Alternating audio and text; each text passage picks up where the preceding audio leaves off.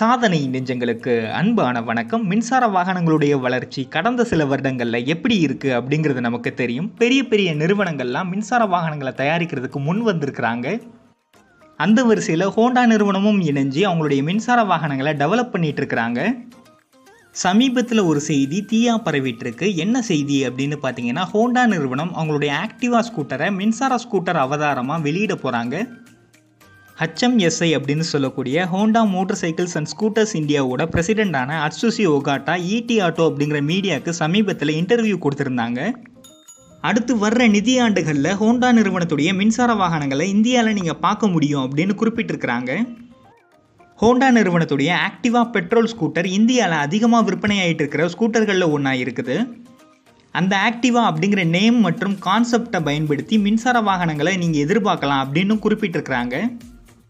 2023க்கு முன்னாடி வரைக்கும் அந்த ப்ராடக்டை நம்மளால் பார்க்க முடியாது. 2023க்கு அப்புறமா தான் இதோட லான்ச் சம்மந்தமான டீட்டெயில்ஸ்லாம் நமக்கு கிடைக்கும் அப்படின்னு குறிப்பிட்டிருக்கிறாங்க.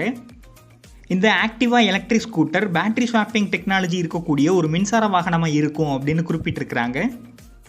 இந்த ஆக்டிவா மின்சார ஸ்கூட்டரை இந்தியாவில் மக்கள் வாங்கக்கூடிய விலையில் விற்பனைக்கு கொண்டு வந்தாங்க அப்படின்னா ரொம்பவே நல்லா இருக்கும். இந்த ஸ்கூட்டர் ஸ்வாப்பிங் டெக்னாலஜியோடு வர்றதுனால இது ஒரு சிறப்பான விஷயமா இருக்குது. அதே மாதிரி இந்த பெரிய நிறுவனங்கள்லாம் ஸ்வாப்பிங் ஸ்டேஷன்ஸ் கொண்டு வந்தாங்க அப்படின்னா ரொம்பவே பயனுள்ளதாக இருக்கும்.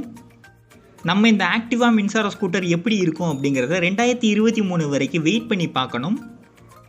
சமீபத்தில் ஹோண்டா நிறுவனம் HPCLன்னு சொல்லக்கூடிய ஹிந்துஸ்தான் பெட்ரோலியம் கார்பரேஷன் லிமிடெட் கூட சேர்ந்து பேட்டரி ஸ்வாப்பிங் ஸ்டேஷன்ஸ் கொண்டு வர போகிறதா குறிப்பிட்டிருக்கிறாங்க. இந்த ரெண்டு நிறுவனங்களும் MOU சைன் பண்ணியிருக்கிறாங்களா. அதனால் பெட்ரோல் பங்குகளிலே ஸ்வாப்பிங் ஸ்டேஷன்ஸ் கொண்டு வந்தாங்க அப்படின்னா ரொம்பவே பயனுள்ளதாக இருக்கும். மக்களுக்கும் ஸ்வாப்பிங் ஸ்டேஷன் இருக்கிற இடத்த ஈஸியாக கண்டுபிடிக்கிறதுக்கு நல்லா இருக்கும். புதுப்பிக்கும் சக்தி, உலகை காக்கும் யுக்தி. நன்றி.